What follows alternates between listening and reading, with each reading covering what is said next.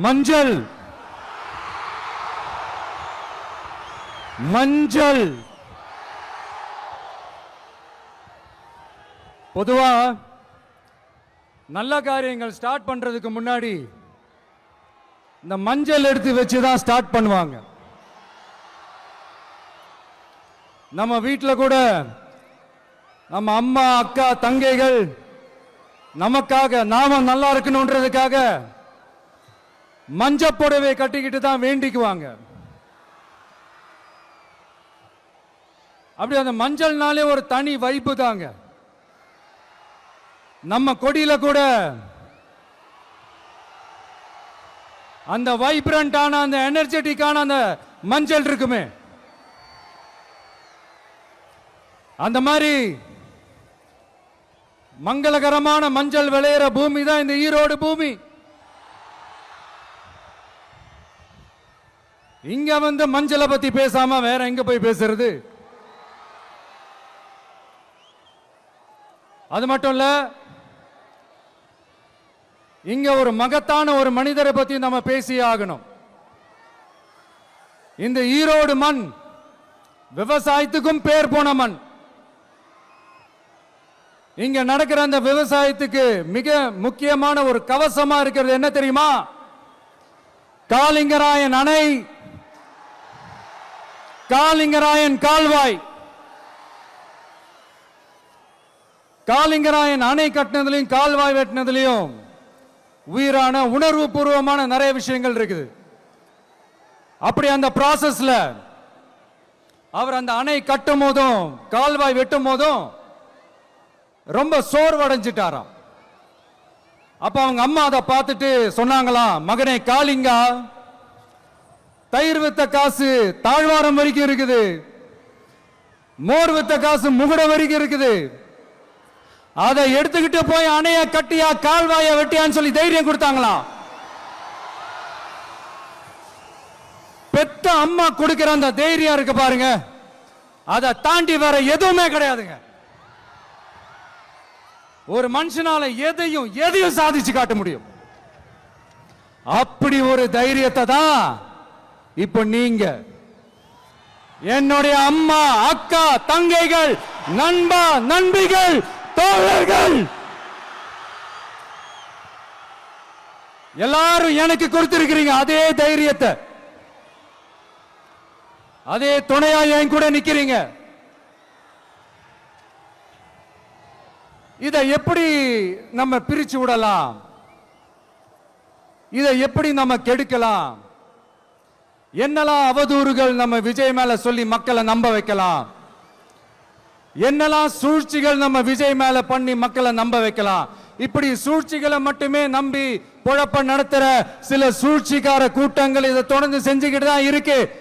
ஆனா அவங்களுக்கு தெரியாது, இது இன்னைக்கு நேத்து வந்த உறவு இல்ல. கிட்டத்தட்ட 30-33 வருஷத்துக்கு மேல இருக்கிற உறவு. ஏன் நான் சினிமாவுக்கு வந்தப்போ எனக்கு வயசு 10, அப்பல இருந்தே இந்த உறவு ஸ்டார்ட் ஆகி போயிட்டு இருக்கேன்னு அவங்களுக்கு தெரியாம போச்சு. அதனால என்ன பண்ணாலும், நீங்க என்ன ட்ரை பண்ணாலும், எல்லாத்தையும் விட்டுட்டு மக்களுக்காக வந்திருக்கிற இந்த விஜய மக்கள் ஒரு நாளும் கைவிட மாட்டாங்க. மக்கள் கூடவே நிக்கிறாங்க, கூடவே நிப்பாங்கன்னு அவங்களுக்கு தெரியாம போச்சு. என்னப்பா நிப்பீங்கல்ல? உங்களை நம்பிதாப்பா வந்திருக்கிறேன். அதான் இந்த சத்தம் தாங்க வாழ்நாள் பூரா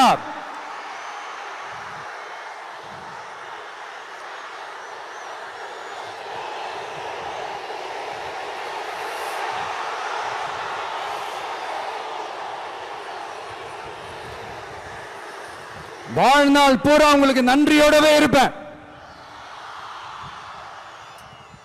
இப்போ நம்ம காளிங்கராயன் அவர்கள் அணையை கட்டுறதுக்காக பவானிக்கு போய் பார்க்கும்போது ஒரு இடத்துல ஒரு பாம்பு வந்து உட்கார்ந்துச்சான், படுத்துச்சான். அது படுத்த இடத்துல தான் அவர் அணையை கட்ட ஸ்டார்ட் பண்ணாராம். அப்புறம் அந்த பாம்பு வளைஞ்சி நெளிஞ்சி போற இடத்துலலாம் கால்வாயை வெட்டினார்னு சொல்லி சில வாய்மொழி கதைகள்லாம் சொன்னாங்க. தண்ணியை சேமிச்சு வச்சு குடிக்கிறதுக்கும் விவசாயத்துக்கும். தம்பி கீழே இறங்கு, தம்பி கீழே இறங்குப்பா, ப்ளீஸ் கீழே இறங்குப்பா.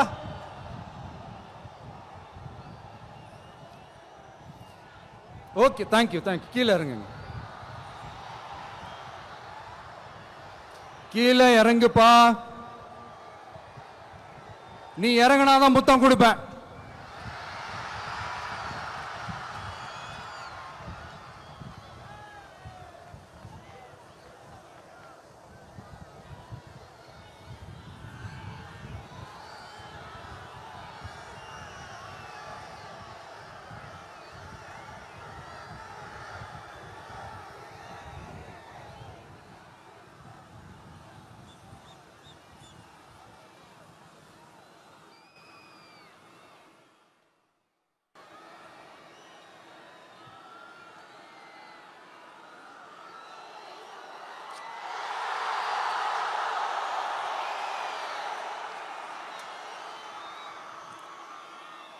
இப்படி தண்ணியை சேமிச்சு வச்சு குடிக்கிறதுக்கும் விவசாயத்துக்கும் வழி வகுக்கிறது எவ்வளவு பெரிய ஒரு நல்ல விஷயம். சோ இந்த மாதிரி நல்ல விஷயங்கள்லாம் செஞ்சிட்டு கதைகள் சொன்னா பரவாயில்ல, எதுவுமே செய்யாம கதைகளை மட்டும் அடிச்சு விடுறது எப்படி? அத்திக்கடவு அவிநாசி திட்டத்தை இன்னும் விரிவுபடுத்தினா அந்த 3 மாவட்டத்தில் இருக்கிற லட்சக்கணக்கான மக்களுக்கு எவ்வளவு பிரயோஜனமா இருக்கும். எத்தனையோ லட்சம் ஏக்கர் நிலங்கள்ல விவசாயம் நடத்தினா எவ்வளவு பிரயோஜனமா இருக்கும். ஏன் அதெல்லாம் பண்ண மாட்டேன்றீங்க? வள்ளுவர் கோட்டத்துக்கு காட்டுற அக்கறைய இங்க மக்கள் வாழ்வாதாரத்தில் கொஞ்சம் காட்டலாம்ல, ஏன் காட்ட மாட்டேன்றீங்க? இங்க என்ன கவர்மெண்ட் நடத்துறாங்களா இல்ல கண்காட்சி நடத்துறாங்களா? இந்த 21ஆம் நூற்றாண்டிலே மக்களை பத்தி எதுவுமே யோசிக்கிறது இல்ல. ஆனா அந்த காலத்திலேயே இது எல்லாத்தையும் பத்தி யோசிச்ச மக்களை பத்தி, குடிக்கிற தண்ணியை பத்தி, விவசாயத்தை பத்தி, அணை கட்டுறதை பத்தி, கால்வாய் வெட்டுறதை பத்தி, இதெல்லாம் எங்கிருந்து? பவானியிலிருந்து நொய்யலாறு வரைக்கும் கால்வாய் வெட்டி இது எல்லாத்தையும் பத்தி யோசிச்ச காளிங்கராயன் அவர்களுக்கு கோடி கும்பிடு போட்டாலும் பார்த்தாதுங்க. இப்படி அந்த காலத்தில் இருந்த ஒரு ஹீரோவை பத்தி பேசிட்டு இந்த காலத்துல, அதாவது 1920th செஞ்சுரியில இருந்த ஒரு ஹீரோவையும் பத்தி நம்ம பேசி ஆகணும்ல. ஒருத்தர் இலகிய மனம் கொண்ட ஹீரோனா இன்னொருத்தர் இரும்பு மாதிரி அயன் மேன் தான். எஸ், நம்ம ஈரோடு கடப்பாறை தான்.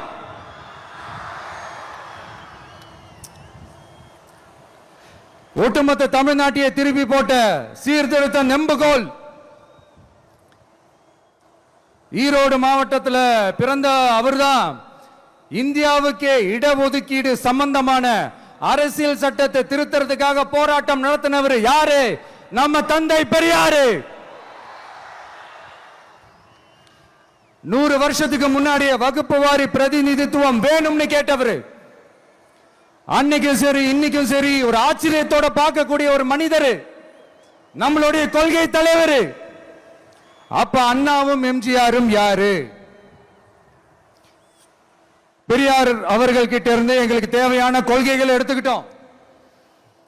அவரை ஃபாலோ பண்ற, அவரை வழிகாட்டி ஏத்துக்கிட்ட அண்ணா அவர்கள் கிட்ட இருந்தோம், எம்ஜிஆர் அவர்கள் கிட்ட இருந்தோம் தேர்தல் அணுகுமுறையை எடுத்துக்கிட்டோம். அண்ணாவும் எம்ஜிஆரும் தமிழ்நாட்டோட சொத்து. அவங்கள பயன்படுத்துறத பத்தி யாரும் இங்க கம்ப்ளைண்ட்லாம் பண்ண முடியாது. அண்ணா எங்களோடது, எம்ஜிஆர் எங்களோடது, நீங்களா எடுத்துக்க கூடாது அப்படிலாம் யாரும் இங்க அழுதுட்டு இருக்க முடியாது, சொல்லிவிட்டேன். அதனால நாங்க ஒரு வழியில அரசியல் செஞ்சுக்கிட்டு போயிட்டு இருக்கிறோம். உங்களுக்கு தான் டிவிக்கு ஒரு பொருட்டே இல்லைல்ல, அப்புறம் ஏன் கதறீங்க? அப்புறம் ஆளுக்கு அங்க போயிட்டு இங்க போயிட்டு புலம்பி தள்ளிக்கிட்டு இருக்கிறீங்க. இது எப்படி இருக்கு தெரியுமா? எனக்கு பயம் இல்ல, எனக்கு பயம் இல்ல அப்படின்னு சத்தமா சவுண்ட் விட்டுக்கிட்டே சத்தமா பாட்டு பாடிக்கிட்டே இந்த நடுங்கிக்கிட்டே சின்ன பசங்க நடந்து போவாங்க. அந்த மாதிரி இருக்கு. முதல்ல மண்டையில இருக்கிற கொண்டைய மறைங்க சார்.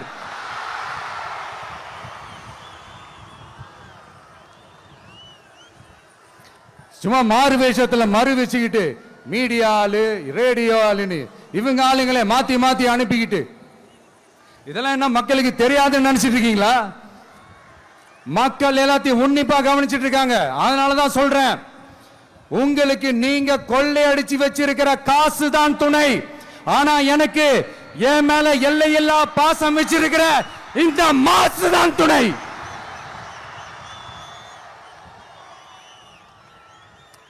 இப்படி நமக்கு துணையா இருக்கிற ஈரோடு மக்களுக்காக நான் இப்போ குரல் கொடுக்கலான்னு வந்திருக்கிறேன்.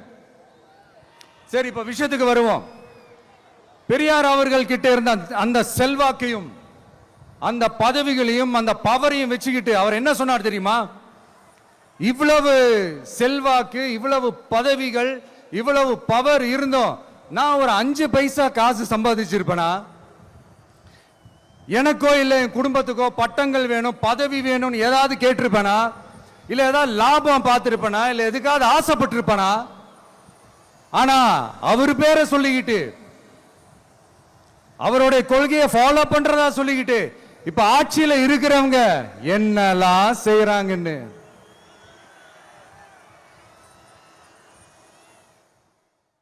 அதனாலதான் சொல்றோம், பெரியார் பேரை சொல்லிக்கிட்டு தயவு செஞ்சு கொள்ளையடிக்காதீங்கயா, தயவு செஞ்சு கொள்ளையடிக்காதீங்க. அவரு பேரை சொல்லிக்கிட்டு பெரியார் பேரை சொல்லி கொள்ளையடிக்கிற இவங்க தான் நம்மளுடைய அரசியல் எதிரி. மக்களை நீங்க சொல்லுங்க, நம்மளுடைய அரசியல் எதிரி யாரு? நம்மளுடைய கொள்கை எதிரி யாரு? ரிப்பீட், நம்மளுடைய அரசியல் எதிரி யாரு? நம்மளுடைய கொள்கை எதிரி யாரு? உங்களுக்கு புரியுதுல்ல? எனக்கு அது போதும்யா, எனக்கு வேற எதுவுமே தேவையில்லை.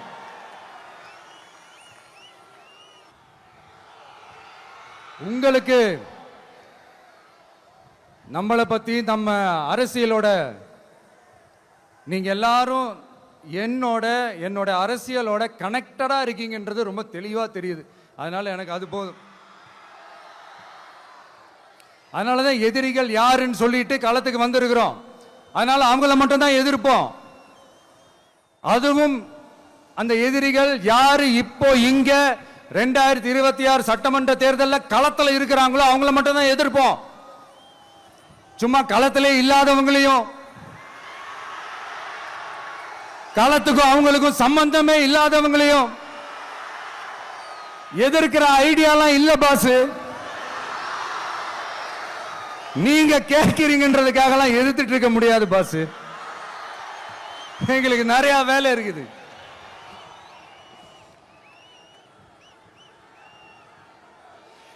எத்தனை எத்தனை பொய்யான வாக்குறுதிகள். வந்த உடனே நீட்டை ரத்து செய்வோம், கல்வி கடனை ரத்து செய்வோம், கேஸ் சிலிண்டருக்கு மானியமா 100 ரூபாய் தருவோம், என்னெல்லாம் அடிச்சு விட்டுட்டு இன்னி வரைக்கும் கேட்கிறேன், இதெல்லாம் சொன்னாங்களே செஞ்சாங்களா? இவங்க எப்பவுமே இப்படிதான், சொல்றது ஒண்ணு செய்யறது ஒண்ணு. திமுகவும் பிரச்சனைகளும் ஃபெவிகால் போட்டு ஓட்டின ஃப்ரெண்ட்ஸ் மாதிரி ஒன்னில இருந்து ஒன்ன பிரிக்கவே முடியாது. இப்போ ஈரோடு பகுதியில் இருக்கிற பிரச்சனையை பத்தி பேசுவோம். பெரியார் பேரை மட்டும் சொல்லிக்கிட்டு எப்படி அவரோட கொள்கைகளுக்கு எதிராக செயல்படுறாங்களோ அப்படிதான் இந்த மஞ்சள் நகரத்தோட மஞ்சளுக்கும் ஒண்ணும் பண்ணல, மஞ்சள் விவசாயிகளுக்கும் ஒண்ணும் பண்ணல. ஆராய்ச்சி மையம், சிறப்பு மையம்னு கோடி கோடியா டெண்டர் விட்டாங்க, பேருக்கு கட்டிடத்தை கட்டினாங்க. ஆனா உலகமே போட்டி போட்டு வாங்குற மஞ்சளை மதிப்பு கூட்டி விற்பனை செய்ய,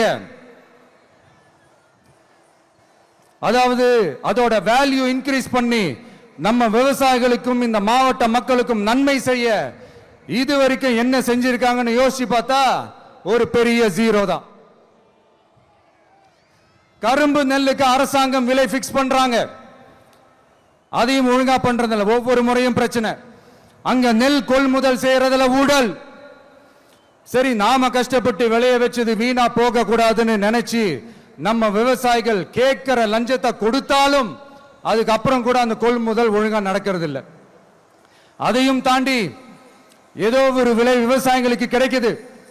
அப்படிலாம் இல்லாம ஒழுங்கா நேர்மையா நம்ம மஞ்சளுக்கும் நியாயமான விலை பிக்ஸ் பண்ணி தரமான விதைகளை கொடுத்தா என்ன குறைஞ்சா போயிடுவாங்க? இதெல்லாம் யோசிக்கிறதுக்கு அவங்களுக்கு நேரமே இல்லை. 24x7 அவங்களோட யோசனை என்ன தெரியுமா? இந்த விஜயை எப்படி முடக்கலாம், தமிழக வெற்றி கழகத்தை எப்படியெல்லாம் முடக்கலாம், அப்படிதான் அவங்களுடைய சிந்தனையே 24x7. எத்தனையோ வருஷத்துக்கு முன்னாடி நம்ம காளிங்கராயர் நதிகளின் இணைப்புக்கு முன்னோடியா இருந்தார். பவானி ஆத்துல வர அதிகமான தண்ணீர் அணை கட்டி தேக்கி தண்ணீர் வறட்சியான பகுதிகளுக்கு அனுப்பினாரு. ஆனா இன்னைக்கு இவ்வளவு நவீன வசதிகள் இருந்தோம், இவ்வளவு சயின்ஸ் வளர்ச்சிகள் இருந்தோம், இவ்வளவு டெக்னாலஜி வளர்ச்சிகள் இருந்தோம், அவங்க வாக்குறுதியில் ஒண்ணு கொடுத்தாங்கல்ல, பவானி நொய்யலாறு அமராவதி 6 இணைப்பு திட்டத்துக்கு ஒரு துரும்ப கூட கிள்ளி போடல. வாக்குறுதி நம்பர் 103 சொன்னாங்களே, செஞ்சாங்களா? சரி, இதாவது ஒரு பெரிய ப்ராஜெக்ட் வைங்க. ஆறுகளை சுத்தப்படுத்த பல்லாயிரம் கோடி நிதி ஒதுக்குவோம், தமிழ்நாட்டில் உள்ள ஆறுகளை சுத்தப்படுத்துவோம்னு சொன்னாங்களே, செஞ்சாங்களா? ஆனா ஆத்து மணலை கொள்ளையடிக்கிறதுல மட்டும் வேலையை கரெக்டா செய்வாங்க. இதை நான் ஏன் திரும்ப திரும்ப சொல்றேன்னா, மக்களே நீங்க புரிஞ்சுக்கணும். கொஞ்சம் மசந்தா மற்ற மாவட்டங்கள்ல மணல் காணாம போன மாதிரி, மலைகள் காணாம போன மாதிரி, நம்ம மாவட்டத்தில் தனி வளத்தை கொடுத்த செம்மண்ணும் காணாம போறதுக்கு வாய்ப்பு இருக்கு மக்களே. நம்ம மண்ணுக்கும் நம்ம ஆத்துக்கும் நம்ம விவசாயிக்கும் தான் இந்த மோசமான நிலைமை. அதனால ஏதாவது தொழில் செஞ்சு பிழைக்கலாம்னு பார்த்தா அதுக்கும் எங்க விடுறாங்க?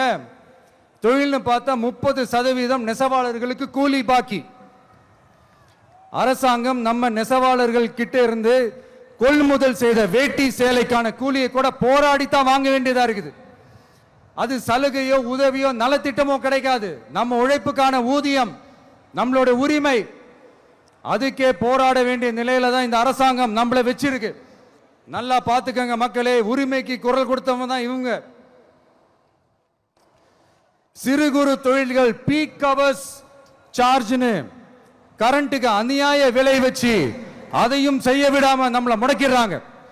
அந்த பீக் ஹவர்ஸ் சார்ஜ் கொள்ளையால எத்தனை வருஷமா எவ்வளவு பேர் பாதிக்கப்படுறோம், எவ்வளவு தொழில்கள் பாதிக்கப்படுது. நாமளும் கத்துறோம், போராடுறோம், கோரிக்கை வைக்கிறோம். எதையாவது இவங்க கண்டுக்கிறாங்களா? கொஞ்சம் யோசிங்க. ஏன் கண்டுக்க மாட்டேன்றாங்கன்னு கொஞ்சம் யோசிங்க.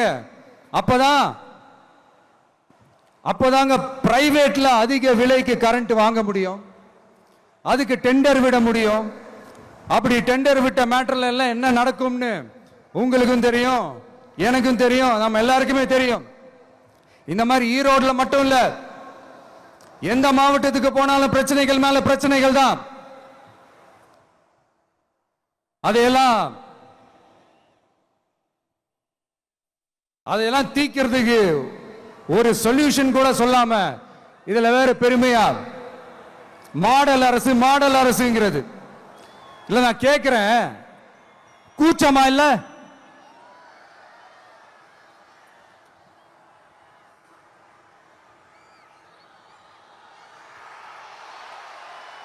இதெல்லாம் கேட்டா அப்படியே நம்ம பக்கம் யூட்டர்ன் அடிச்சு வந்துருவாங்க. விஜய் என்ன அரசியல பேச மாட்டேன்றாரு, விஜய் என்ன சினிமா டயலாக் மாதிரி பேசுறாரு, விஜய் என்ன பஞ்ச் டயலாக் பேசுறாரு, விஜய் என்ன 10 நிமிஷம் தான் பேசுறாரு, 9 நிமிஷம் தான் பேசுறாரு. நான் எத்தனை நிமிஷம் பேசினா உங்களுக்கு என்ன சார்? நான் எப்படி பேசினா உங்களுக்கு என்ன சார்? உள்ள விஷயம் என்னன்னு பாருங்க சார். ஒவ்வொரு மாவட்டத்துக்கும் போய் மக்கள் ஃபேஸ் பண்ற பிரச்சனைகளை எடுத்து பேசிட்டு இருக்கிறேன். பின்ன அது அரசியல் இல்லாம வேற எதுதான் அரசியல்? உங்களை மாதிரி தனிப்பட்ட முறையில தரக்குறைவா அசிங்கமா பேசுறதுதான் அரசியல்னா அந்த அரசியல் நமக்கு வராது. வராதுன்னா நல்லாவே வரும். உங்களை விட எனக்கு அது நல்லாவே வரும். வேணான்னு விட்டு வச்சிருக்கிறோம். அப்புறம் உங்களுக்கு நமக்கு என்ன வித்தியாசம்? காஞ்சிபுரத்தில் நாம பேசும்போது இந்த மாதிரி உங்களால் அமைக்கப்பட போற ஆட்சியில நம்ம ஆட்சிக்கு வந்த உடனே என்னெல்லாம் செய்ய போறோம்ன்றது சிலது சொன்னோம். அதையெல்லாம் தப்பா புரிஞ்சுக்கிட்டு இப்போ சொல்றேன், விளக்கமா சொல்றேன். நான் சலுகைகளுக்கு எதிரானவன் கிடையாது. மக்களுக்கான சலுகைகளை இலவசம்னு சொல்லி அசிங்கப்படுத்துறதுல எனக்கு உடன்பாடு கிடையாது. மக்கள் காசுல மக்களுக்கு செய்யறதை எப்படி இலவசம்னு சொல்லுவீங்க? அப்படியே செஞ்சிட்டாலும் ஓசில போறேன்னு சொல்லி அசிங்கப்படுத்துறீங்க. என்ன கேட்கறதுக்கு ஆள் இல்லைன்னு நினைச்சீங்களா? மக்களுக்கு ஒண்ணுன்னா இந்த விஜய் வந்து நிப்பா, இந்த விஜய் வந்து கேள்வி கேட்பா. இந்த விஜய் எப்பவுமே மக்கள் பக்கம் தான். அதே மாதிரி மக்களும் என் பக்கம் தான். என் மக்கள் மானத்தோட மரியாதையோட கௌரவத்தோட வாழணும். என் மக்கள் யாருக்கும் கீழே கிடையாது. அப்படி அவங்க கௌரவத்தோட வாழணும்னா அவங்களுக்கான வாழ்க்கை தரம் உயரணும். வாழ்க்கை தரம் உயரணும்னா அவங்களோட வாழ்வாதாரம் உயரணும். வாழ்வாதாரம் உயர்ந்தாதான் பொருளாதாரம் உயரும். பொருளாதாரம் உயர்ந்தாதான் வசதி வாய்ப்புகள் உயரும். இதெல்லாம் உயர்ந்தாலே ஆட்டோமேட்டிக்கா அவங்களோட வாழ்க்கை தரம், அவங்களுக்கான மரியாதை, அவங்களுக்கான கௌரவம் எல்லாமே உயரும். இதுக்கான வழிகள், அந்த சூழல்களை அந்த கவர்மெண்ட் அமைச்சு கொடுக்கணும். இதுக்கான அந்த திட்டங்களை செயல்படுத்தணும். இதெல்லாம் செஞ்சாதான் அந்த அரசாங்கம் ஒரு நல்ல அரசாங்கம். இதைத்தான் சொன்னோம்.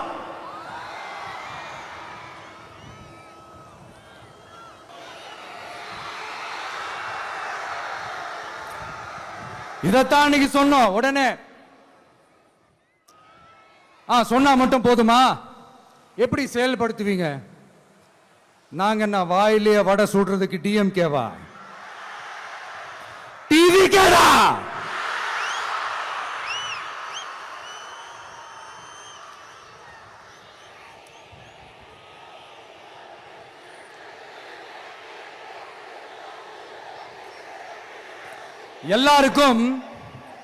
எல்லாருக்கும் நிரந்தரமான ஒரு வீடு இருக்கணும்னு சொன்னோம். உடனே எங்க ஆட்சியிலே நாங்க எல்லாரும் வீடு கட்டி கொடுத்துட்டோமே அப்படிங்கிறது இல்ல. நான் கேட்கிறேன், இங்க உங்களை தான் கேட்கிறேன், இங்க வாடகைக்கு இருக்கிறவங்களே இங்க யாரும் இல்லையா? எல்லாருக்கும் சொந்தமா வீடு கட்டி கொடுத்துட்டாங்களா? அடுத்து வீட்டில் இருக்கிற ஒவ்வொருத்தரும் மினிமம் டிகிரி படிச்சிருக்கணும் அப்படின்னு சொன்னோம். உடனே எங்க ஆட்சியிலே எல்லாரும் டிகிரி படிச்சு முடிச்சிட்டாங்களே அப்படிங்கிற மாதிரி சொல்றது அது உண்மைனா? ஸ்கூல் லெவல்லையே டிராப் அவுட்ஸ் அதிகமானது யாரோட ஆட்சியிலங்க?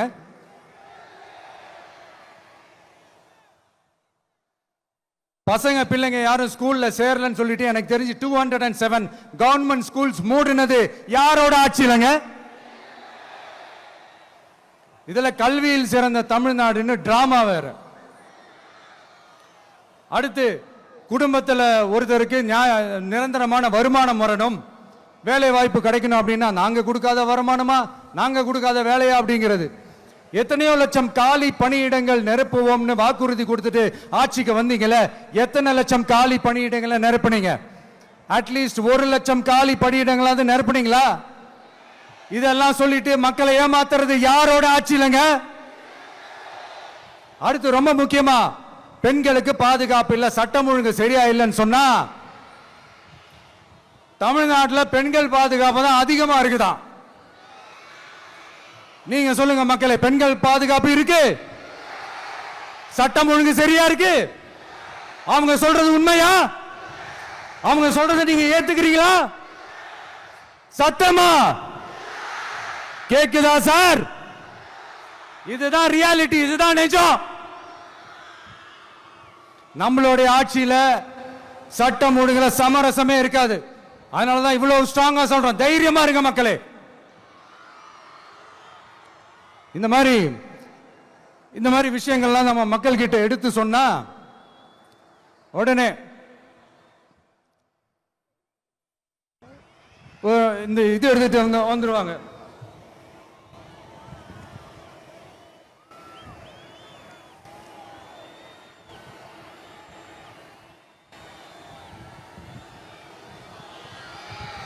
இந்த மாதிரி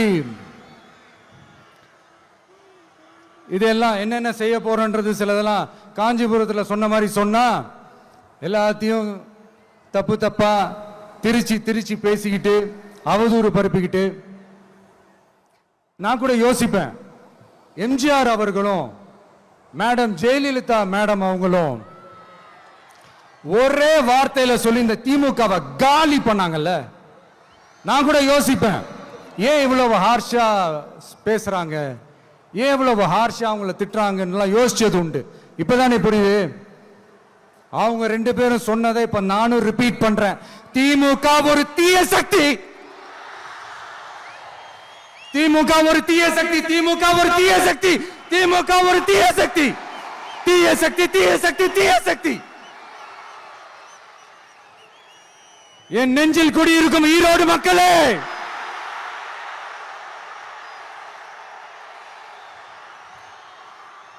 டிவிகே ஒரு தூய சக்தி. எப்படி? டிவிகே ஒரு தூய சக்தி. தூய சக்தி டிவிகேவுக்கும் தீய சக்தி டிஎம்கேவுக்கும் தான் போட்டியே. என்ன முடக்கலாம்னு நினைக்கிறீங்க, ஆனா இந்த சத்தத்தை ஒரு நாள் உங்களால முடக்க முடியாது. மக்கள் விரோத திமுக அரசை வீழ்த்த மக்கள் சக்தியான நம்மளால மட்டும்தான் முடியும். அண்ணன் செங்கோட்டையன் அண்ணன் அவர்கள் நம்ம கூட வந்து சேர்ந்தது நமக்கு ஒரு மிகப்பெரிய ஒரு பலம். அந்த மாதிரி செங்கோட்டையன் அண்ணன் அவர்கள் மாதிரி இன்னும் நிறைய பேர் வந்து சேர இருக்கிறாங்க. அவங்க எல்லாருக்குமே அந்த உரிய அங்கீகாரத்தை கொடுப்போம். அது மட்டும் இல்ல, அப்புறம் இன்னொரு விஷயம் சொல்ல மறந்துட்டேன். இப்ப ரீசெண்டா ஒரு இடத்துல நம்ம சிஎம் சார் அவர்கள் பேசும்போது சொன்னாங்க, என் கேரக்டரையே புரிஞ்சுக்க மாட்டேங்கிறேன். இது சினிமா டயலாக் இல்லையா? நான் ஏதாவது பேசினா சினிமா டயலாகா, சார் பேசினா அது சினிமா டயலாக் இல்லையா? சிலப்பதிகாரத்திலிருந்து எடுத்ததா அந்த லைன். என் கேரக்டரையே புரிஞ்சுக்க மாட்டேன்றது. உங்களை எப்படிதான் சார் புரிஞ்சுக்கிறது? எந்தெந்த விஷயத்துலலாம் சார் உங்க கேரக்டர் நாங்க புரிஞ்சுக்கிறது? அதையும் நீங்களே சொல்லிட்டீங்கன்னா கொஞ்சம் நல்லா இருக்கும் சார். சட்டம் ஒழுங்குல நாடே சந்தி சிரிக்குதே அதுலயா? பெண்கள் பாதுகாப்புல நாடே சந்தி சிரிக்குதே அதுலயா? பொய் வாக்குறுதிகளா கொடுத்து ஏமாத்தி ஆட்சிக்கு வந்தீங்களே அதுலயா? எதுலதான் சார் உங்க கேரக்டர் நாங்க புரிஞ்சுக்கிறது? ஆனா ஒண்ணு, தமிழ்நாட்டில் ஆட்சி செய்யற நீங்களும் சரி, ஒன்றியத்தில் ஆட்சி செய்யறவங்களும் சரி, நீங்க ரெண்டு பேரும் முதல்ல என்னோட கேரக்டரை புரிஞ்சுக்கணும் சார். என்னோட கேரக்டர்னு சொன்னது நம்ம மக்களோட கேரக்டர். 2026 சட்டமன்ற தேர்தலோட அந்த கேரக்டரே கொஞ்சம் வேற மாதிரி சார். அத கொஞ்சம் தயவு செஞ்சு நீங்க புரிஞ்சுக்கணும் சார். புரிஞ்சுக்கலனா மக்களே உங்களுக்கு புரிய வைப்பாங்க சார். கான்பிடென்ட்டா இருங்க சார், நல்லதே நடக்கும் சார், வெற்றி நிச்சயம் சார். மீண்டும் சந்திக்கும் வரை நன்றி, வணக்கங்க சார்.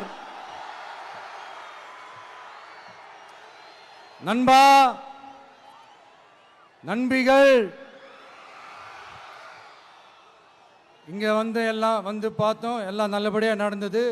சேஃபா வந்துட்டு சேஃபா வீட்டுக்கு போயிடுங்க.